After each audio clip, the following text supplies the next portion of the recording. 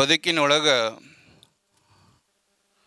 ಯಾವುದಕ್ಕೆ ಎಷ್ಟು ಮಹತ್ವ ಕೊಡಬೇಕು ಅನ್ನೋದನ್ನು ನಾವು ತಿಳ್ಕೊಂಡಾಗ ಮಾತ್ರ ಬದುಕು ಅರ್ಥ ಆಗೋಕ್ಕೆ ಸಾಧ್ಯ. ಒಬ್ಬ ಸುಭಾಷಿತಕಾರ ಬರೀತಾನ, ಪೃಥ್ವಿಯಾಣಿ ತ್ರೀಣಿ ರತ್ನಾನಿ ಜಲಂ ಅನ್ನಂ ಸುಭಾಷಿತಂ ಮೂಢೈ ಪಾಷಾಣು ಖಂಡೇಶು ರತ್ನ ಸಂಜ್ಞಾ ವಿಧೀಯತೆ ಅಂತ ಬರೀತಾನೆ. ಭೂಮಿ ಮೇಲೆ ಬದುಕೋಕೆ ಮುಖ್ಯವಾಗಿ ಯಾವುದು ಬೇಕು ಅಂದ್ರೆ ನೀರು. ನೀರು ಬಿಟ್ಟರೆ ಅನ್ನ. ಮತ್ತಿನ್ನು ನೀರು ಅನ್ನ ಆಯಿತು ಅಂದ್ರೆ ಮನುಕುಲ ಬದುಕ್ತದೆ ಹೆಂಗೆ? ಇಲ್ಲ, ಅದಕ್ಕೊಂದು ಒಳ್ಳೆ ಮಾರ್ಗದರ್ಶನ ಬೇಕು, ಒಳ್ಳೆ ಮಾತುಗಳು ಬೇಕಲ್ಲ. ಅದಕ್ಕೆ ಸುಭಾಷಿತ ಅಂತ ಬರ್ದಾನವ. ನಮ್ಮ ಬದುಕಿಗೆ ಒಂದು ಅರ್ಥ ಕೊಡಬೇಕು, ನಮ್ಮ ಬದುಕಿಗೆ ಒಂದು ಆಯಾಮ ಕೊಡಬೇಕು ಅಂದ್ರೆ ನಾವು ಒಂದಿಷ್ಟು ಒಳ್ಳೆ ವಿಚಾರಗಳು ತಿಳ್ಕೊಂಡಿರಬೇಕು. ಒಳ್ಳೆಯ ವಿಚಾರಗಳನ್ನು, ಶಿವಶರಣರ ಜೀವನವನ್ನು ನಾವು ಅರ್ಥೈಸಿಕೊಂಡಾಗ ಮಾತ್ರ ನಮ್ಮ ಬದುಕು, ನಾವು ಹೆಂಗೆ ಬದುಕಾಕತ್ತೀವಿ, ನಾವು ಇನ್ನು ಏನು ಮಾಡಿ ಸುಧಾರಣೆ ಮಾಡ್ಕೋಬೇಕು ಅನ್ನೋದನ್ನು ನಮಗೆ ಅರ್ಥ ಆಗೋಕ್ಕೆ ಸಾಧ್ಯ ಆಗ್ತದೆ. ಆ ನಿಟ್ಟಿನೊಳಗೆ ನಮ್ಮ ಹಿರಿಯರು ಪುರಾಣ ಪ್ರವಚನಗಳನ್ನು, ಪಂಡಿತರನ್ನು ಕರೆಸಿ ಯಾಕೆ ಹೇಳಿಸ್ತಿದ್ರು ಅಂದ್ರೆ, ಇದು ಮರುವಿನ ಜನ್ಮ, ಇದು ಅರಿವಿನ ಜನ್ಮಕ್ಕೆ ಬರಬೇಕು. ಈಗ ನಿಮಗೆ ಪಟ್ಟ ಅಂತ ಕೇಳಿದ್ರೆ ಬೆಳಗ್ಗೆ ಏನು ತಿಂಡಿ ತಿಂದಿರಿ ಅಂದ್ರೆ ನಿಮಗೆ ನೆನಪಿರೋದಿಲ್ಲ, ವಿಚಾರ ಮಾಡಿ ಹೇಳ್ತೀರಿ. ಯಾಕಂದ್ರೆ ಮರುವಿನ ಜನ್ಮ ಇದು. ಎಷ್ಟೆಷ್ಟೋ ವಿಚಾರಗಳು ನಮ್ಮ ಸ್ಮೃತಿ ಒಳಗೆ ಇರೋದೇ ಇಲ್ಲ. ಬಹಳ ಜನಕ್ಕೆ ನಾ ಏನು ಮಾಡೀನಿ, ಏನು ಮಾಡ್ತಾ ಇದ್ದೀನಿ ಅನ್ನೋ ಅರಿವು ಸಲಕ್ಕೆ ಇರೋದಿಲ್ಲ. ಅದಕ್ಕೆ ನಮ್ಮ ಹಿರಿಯರು ಇದಕ್ಕೆ ಏನು ಕರೆದಾರ ಅಂದರೆ, ಇದು ಮರುವಿನ ಜನ್ಮ ಅಂತ ಕರೆದಾರ. ಇದು ಮರು ಮಾಡ್ತದೆ, ಎಲ್ಲವನ್ನ ನಮ್ಮಿಂದ ಮರೆಮಾಚ್ತದೆ. ಇನ್ನು ಅದನ್ನು ಅರಿವಿನ ಜನ್ಮ ಮಾಡಬೇಕು ಅಂದ್ರೆ ನಮಗೆ ಜ್ಞಾನ ಬೇಕು. ನಮ್ಮಲ್ಲಿ ಜ್ಞಾನದ ಅನುಭೂತಿ ಬೇಕು, ಜ್ಞಾನದ ಸಂಘ ಬೇಕು, ಜ್ಞಾನದ ಒಂದು ವಿಶೇಷವಾದ ಅದರ ಬಗ್ಗೆ ಆಸಕ್ತಿ ಬೇಕು. ಅಂದಾಗ ಮಾತ್ರ ನಮ್ಮ ಜೀವನದೊಳಗೆ ನಾವು ಒಂದಿಷ್ಟು ಶಿವಶರಣರ ಹಾದಿ ಒಳಗೆ, ಸತ್ಯವಂತರ ಹಾದಿ ಒಳಗೆ ನಡೆಯೋಕ್ಕೆ ಸಾಧ್ಯ ಅದು. ಇದೇನು ಭೂಮಿ ನಿಶ್ಚಿತವಾದದ್ದಲ್ಲ, ಇದೆಲ್ಲ ಅನಿಶ್ಚಿತವಾದ ಬದುಕಿದು.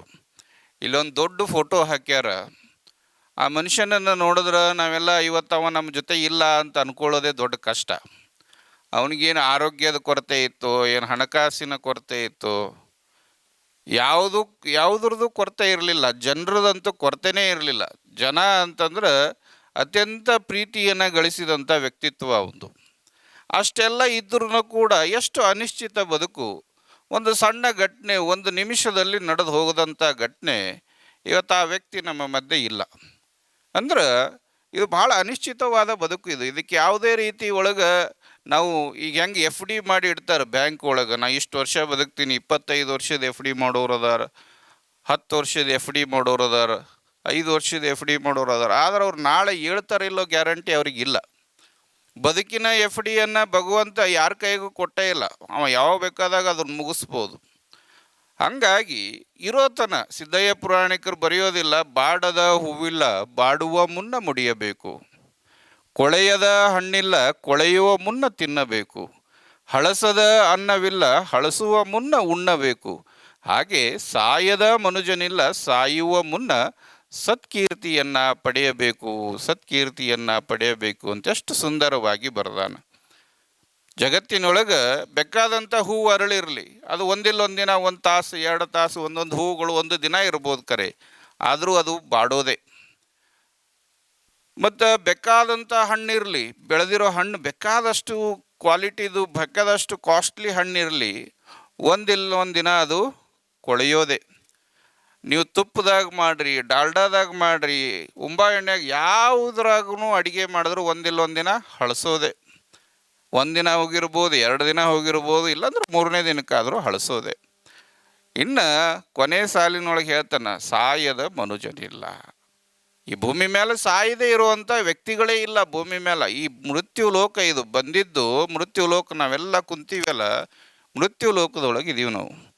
ಇದು ಒಂದಿನ ನಾವು ಹೋಗೋದ್ರ ಮುನ್ನ ಒಂದಿಷ್ಟು ಸತ್ಕೀರ್ತಿಯನ್ನು ಪಡೆಯಿರಿ ಅಂತ. ಇವತ್ತು ನೋಡ್ರಿ, ಭಗವಂತನ ಅಂಗಳದೊಳಗೆ ಇವತ್ತು ರಬ್ಬಮ್ಮಾಯಿ ದೇವಸ್ಥಾನದ ಅಂಗಳ ಒಳಗೆ ಇಷ್ಟು ದೊಡ್ಡ ಫೋಟೋ ಹಾಕೋಣ ನಮ್ಮ ಸೋಮು ಅಂತಂದ್ರೆ, ಅವ ಏನು ಗಳಿಸಿದ್ದ ಹೇಳ್ರಿ? ಏನು ಅರಬ ಬಿಲಿಯನ್ ಟ್ರಿಲಿಯನ್ ಗಟ್ಟಲೆ ದುಡ್ಡು ಗಳಿಸಿದ್ನ? ಏನು ಕ್ವಿಂಟಲ್ ಗಟ್ಟಲೆ ಬಂಗಾರ ತೆಗೆದಿಟ್ಟಿದ್ನ? ಏನು ಸಾವಿರಾರು ಎಕರೆ ಭೂಮಿ ಗಳಿಸಿದ್ನ? ಏನಿಲ್ಲ. ಗಳಿಸಿದ್ದೇನು ಒಳ್ಳೆ ಮನುಷ್ಯಪ್ಪ, ಒಳ್ಳೆ ವ್ಯಕ್ತಿಯಪ್ಪ, ಒಳ್ಳೆಯವನಪ್ಪ ಅನ್ನೋ ಸತ್ಕೀರ್ತಿಯನ್ನು ಗಳಿಸಿದ್ದ.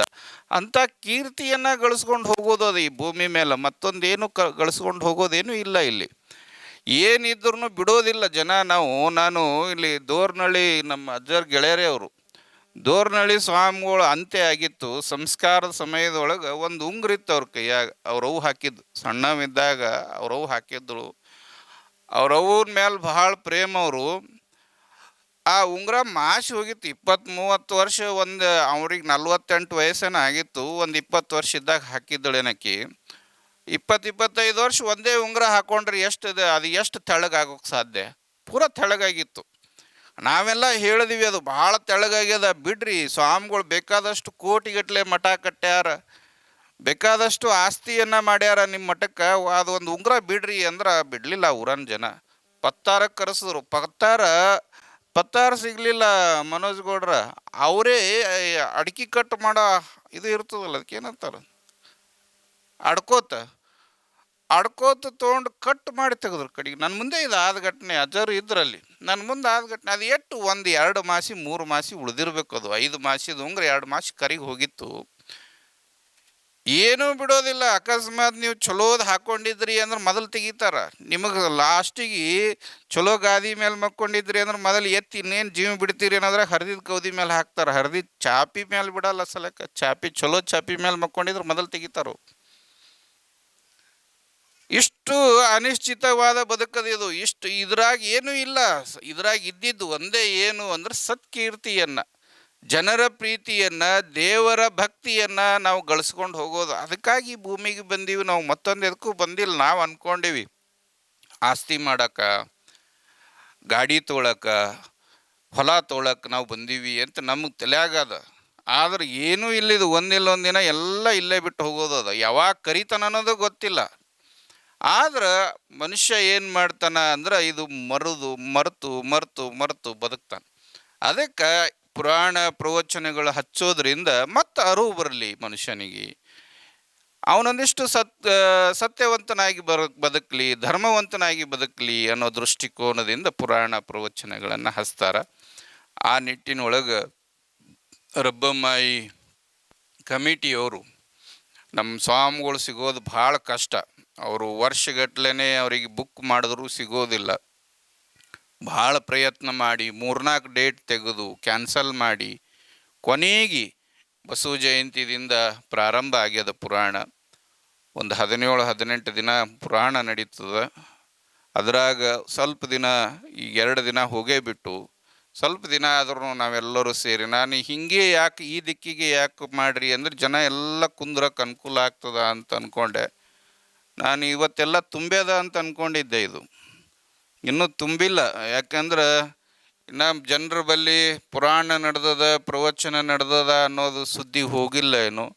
ನಾಳೆಯಿಂದ ನಿಮ್ಮೆಲ್ಲರ ಕಾಯಕ ಕೆಲಸ ಯಾವ್ದ್ಯಾವ್ದು ಕರೆ ಕರಿತೀರಿ ಅಂತ ಮಂದಿಗೆ.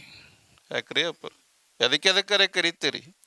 ಪುರಾಣಕ್ಕೆ ಬಾ ಅಂತ ಕರೀರಿ, ಒಂದಿಟ್ಟು ಪ್ರವಚನಕ್ಕೆ ಬಾ ಅಂತ ಕರೀರಿ. ಏನೇನೋ ಯಾವುದೋ ವಿಷಯಕ್ಕೆ ಕರ್ಕೊಂಡು ತಿರುಗಾಡ್ತೀರಿ. ನಾಳೆಯಿಂದ 1, 2, 3 ಮಂದಿಗೆ ಕರ್ಕೊಂಡು ಬರುವಂಥ ಪ್ರಯತ್ನ ಮಾಡಿರಿ. ಕರ್ಕೊಂಡು ಬಂದ್ರಿ ಅಂದ್ರೆ ಅದ್ರ ಫಲನೂ ನಿಮಗೆ ಸಿಗ್ತದೆ, ಪುಣ್ಯನೂ ನಿಮಗೆ ಸಿಗ್ತದೆ. ಪುರಾಣ ಪ್ರವಚನ ಕೇಳಿಸಿದ ಪುಣ್ಯ ಸಿಗ್ತದೆ. ಊರಾಗ ಒಂದಿಷ್ಟು ಎಲ್ಲರ ಜೊತೆ ಡಿಸ್ಕಷನ್ ಮಾಡಿರಿ, ಒಂದಿಷ್ಟು ದಾಸೋಗ ಸೇವೆಯನ್ನು ಮಾಡಿರಿ. ಭಾಳ ಜನ ಯುವಕರು ಇದ್ದೀರಿ. ನಮ್ಮ ಮನೋಜ್ ಗೌಡ್ರಿಗೆ ನಾವು ಹೇಳ್ತೀವಿ, ಎಲ್ಲ ಪಾಲಾಕ್ಷಿ ಅವರಿಗೆಲ್ಲ ಹೇಳ್ತೀವಿ, ಅವ್ರ ಮುಂದೆ ನಿಂತು ಮಂದಿ ಎಲ್ಲ ಕುಂತು ಊಟ ಮಾಡಿ, ಅಂಗಳದೊಳಗೆ ಕುಂತು ಊಟ ಮಾಡಿ ಹೋಗುವಂಥ ವ್ಯವಸ್ಥೆ, ದಾಸೋಗ ವ್ಯವಸ್ಥೆ ನಿರ್ಮಾಣ ಆಗಲಿ. ಬಂದವ್ರು ದಿನ ಒಬ್ಬೊಬ್ಬರು ದಾಸೋಗ ಸೇವೆಯನ್ನು ಮಾಡಕತ್ತಾರ. ನಿತ್ಯನೂ ಕೂಡ ಒಳ್ಳೆ ಅಡುಗೆಗಳನ್ನು ಮಾಡಿಸ್ರಿ. ಒಂದೇ ಸಲ ನೀವು ಮಾಡಿಸೋದು, ಮತ್ತೆ ನಿಮ್ಮನ್ನು ಕೇಳೋದಿಲ್ಲ. ಒಂದು ದಿನ ಇವತ್ತೇನು ಮಾಡಿಸ್ಯಾರ ಡಾಕ್ಟರ್ ಸಾಹೇಬರು, ಡಾಕ್ಟರ್ ಸಾಹೇಬಿಗೆ ಸಜ್ಜಿಕಾಯಿ ಹಾಕಿರಿ, ಅವನಿಗೆ ಏನರ ಹಾಕ್ಬೇಕಾಗಿತ್ತು, ಬೂಂದೇ ರೇ, ಜಿಲೇಬಿ ರೇ, ದಿನ ಒಂದೊಂದು ಬೇರೆ ನಮ್ನಿ ಅಡುಗೆ ಆಗ್ಬೇಕಿಲ್ಲಿ. ಯಾರ್ಯಾರು ಮಾಡೋರು ಗಟ್ಟಿ ಯಾರು. ಹೀಗೆ ಇವತ್ತು ಸಜ್ಜಿಕಾಯಿ ಅದ ಅಂದ್ರೆ ನಾಳೆಗೆ ಶಿರಾ ಆಗಬೇಕು, ನಾಡ್ದು ಬೂಂದೇ ಆಗಬೇಕು, ನಾಡ್ದು ಜಿಲೇಬಿ ಆಗಬೇಕು. ಅವ್ರವ್ರು ಹೆಂಗೆ ನಿಮಗೆ ಇಚ್ಛೆ ಏನೇನು ಆಗ್ತದೆ, ಬಾಲುಷ, ಗುಲಾಬ್ ಜಾಮೂನ ಇವೇನೇನು ಅದಾವಲ್ಲ, ಒಟ್ಟು ಏನೇನು ನಮ್ನಿ ಇರ್ತಾವಲ್ಲ, ಎಲ್ಲ ನಮ್ನಿ ಪ್ರಸಾದ 18 ದಿನ ಈ ಅಂಗಳದೊಳಗೆ ಪ್ರಸಾದಗಳು ಆಗ್ಬೇಕು. 18 ವೆರೈಟಿ ಆಗಬೇಕು. ಒಂದು ದಿನ ಆಗಿದ್ದ ಪ್ರಸಾದ ಮತ್ತೊಂದು ದಿನ ಆಗೋಂಗಿಲ್ಲ. ಅಷ್ಟು ವ್ಯವಸ್ಥಿತವಾಗಿ ಮಾಡಿರಿ. ಏನು ಮಾಡೋರಿಗೆ ಒಂದು 5-10 ಸಾವಿರ ರೂಪಾಯಿ ಅಷ್ಟೇ ವ್ಯತ್ಯಾಸ ಆಗ್ತದೆ, ಏನು ಭಾಳ ಆಗೋದಿಲ್ಲ. ಹೆಂಗಿದ್ರು ರಬ್ಬಮ್ಮಾಯಿಗೆ ನಂಬಿ ನೀವು ದಾಸೋಹ ಸೇವೆಯನ್ನು ಮಾಡಕತ್ತೀರಿ. ಆ ದಾಸೋಹ ಸೇವೆಗೆ ಒಂದಿಷ್ಟು ಶಕ್ತಿಯನ್ನು ತುಂಬಿ ಒಂದಿಷ್ಟು ಉದಾರ ಮನಸ್ಸನ್ನು ಮಾಡ್ರಿ ಅನ್ನೋ ಮಾತನ್ನು ಹೇಳಿ, ಪೂಜ್ಯರು ಹೇಳ್ದಂಗೆ ಮೀಟಿಂಗ್ಗಳನ್ನು ಮಾಡೋಣ, ಇನ್ನೂ ಜನರನ್ನು ಸೇರಿಸುವಂಥ ಪ್ರಯತ್ನ ಮಾಡೋಣ. ಬಹಳ ವಿಶಾಲವಾಗಿ ಒಂದು ಬೃಹತ್ತಾದ ಒಂದು ಕಾರ್ಯಕ್ರಮ, ನಮ್ಮ ಜಿಲ್ಲೆಯಲ್ಲಿ ಅತ್ಯಂತ ಪ್ರಸಿದ್ಧಿ ಪಡೆಯುವಂಥ ಒಂದು ಧಾರ್ಮಿಕ ಕಾರ್ಯಕ್ರಮವನ್ನು, ಈ ಸನಾತನ ಹಿಂದೂ ಧರ್ಮವನ್ನು ಎತ್ತಿ ತೋರಿಸುವಂಥ ಒಂದು ಧರ್ಮದ ಕಾರ್ಯವನ್ನು ನಾವೆಲ್ಲ ಸೇರಿ ಮಾಡೋಣ ಅನ್ನೋ ಮಾತುಗಳನ್ನು ಆಡಿ, ನಿನ್ನೆ ನನಗೆ ಬರೋಕ್ಕಾಗಲಿಲ್ಲ. ನಿನ್ನೆ ನಾನು ಸಂಸತ್ ಭವನದೊಳಗೆ ಬಸವ ಜಯಂತಿಯನ್ನು ದೆಹಲಿ ಒಳಗೆ ಆಚರಣೆಗೆ ನನಗೆ ಕರೆದಿದ್ದರು. ನಮ್ಮ ಊರ ಶಿರ್ಷಾಡ್, ಎಲ್ಲಿ ಸಣ್ಣ ಹಳ್ಳಿ ಶಿರ್ಷಾಡ್ ಅಂದರೆ ಯಾರಿಗೂ ಗೊತ್ತಿರಲಿಲ್ಲ. ದೆಹಲಿ ಒಳಗೆ ಸಂಸತ್ ಭವನದೊಳಗೆ ನಿನ್ನೆ ಹೋಗಿ ಬಸವ ಜಯಂತಿ ಆಚರಣೆ ಮಾಡಿದ್ದು ನಮಗಷ್ಟೇ ಸಂತೋಷ ಅಲ್ಲ, ನಮ್ಮ ಭಕ್ತರಿಗೂ ಕೂಡ ಭಾಳ ದೊಡ್ಡ ಸಂತೋಷ ಆಗ್ಯದ. ಯಾಕಂದ್ರೆ ನಮ್ಮಪ್ಪವ್ರು ಡೆಹಲಿ ತನಕ ಹೋಗಿ ಬಸವ ಜಯಂತಿ ಆಚರಣೆ ಮಾಡಿ ಬಂದ್ರಲ್ಲ ಅಂಥೇಳಿ. ಆ ನಿಟ್ಟಿನೊಳಗೆ ಒಳ್ಳೆ ಕಾರ್ಯ ಪ್ರಾರಂಭ ಆಗ್ಯದ. ನಾವೆಲ್ಲರೂ ಸೇರಿ ಒಳ್ಳೆಯದನ್ನು ಮಾಡೋಣ. ಊರಿಗೆ ಒಳ್ಳೆಯದಾಗುವಂಥ, ಸಮಾಜಕ್ಕೆ ಒಳ್ಳೆಯದಾಗುವಂಥ, ದೇಶಕ್ಕೆ ಒಳ್ಳೆಯದಾಗುವಂಥ ಕಾರ್ಯಗಳನ್ನು ನಾವು ಮಾಡೋ ಪ್ರಯತ್ನ ಮಾಡೋಣ ಅನ್ನೋ ಮಾತುಗಳನ್ನು ಹೇಳಿ ನಮ್ಮ ಆಶೀರ್ವಚನವನ್ನು ಪೂರ್ಣಗೊಳಿಸುತ್ತೇವೆ. ಓಂ ಶಾಂತಿ ಶಾಂತಿ ಶಾಂತಿ.